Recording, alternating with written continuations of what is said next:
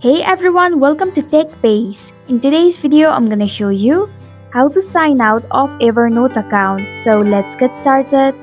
Begin by launching your Evernote application. Now tap on the hamburger menu at the bottom left corner of your screen. Tap on your displayed name.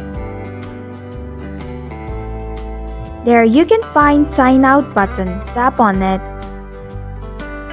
If you are sure, tap on Sign Out once again. And this is how you can sign out of Evernote account. Thanks for watching TechBase. If you like this video, hit the like button and drop a comment with any questions or feedback. If you are new, subscribe and click the bell icon to stay updated on future videos.